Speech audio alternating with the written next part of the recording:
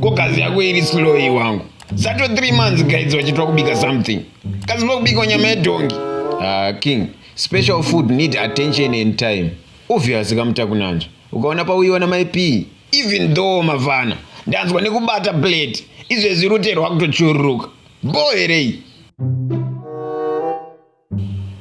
Iye mfana powers nambobvera batika uyu. Ukatakuzere kuti boys dzangu dzikubura hombe kuno. Kuvura hombe kupko wangu. Mchatigarisa gore rese makatigira play nenge magwaya tikaita fight bana. Bora riri muropa mfanami. But ndazwa kuti pakubikwa gudhadha. Wela kana smile kukwadzwa namaipi.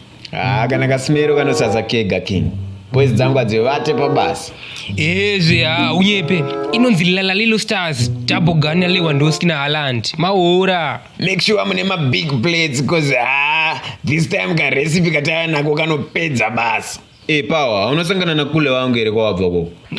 Maya king. Inini I was just worried on. Kuti boys zangu kuzorewa nenzara se team isina gunmen so boy. Maya, waudze vasatya wangu tachimbochinja poto. Plus apa all this time katachishandisa prama stove. Saka patachinja mode of cooking. Yatove non-stop baba.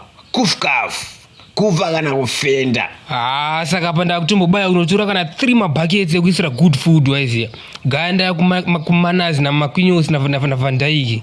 Saka pana anogwesa bhora. Ita quick mafana. Unosvika zvaendwa dzamira nemhuru. Zviya wati boys zangu dzirubikei?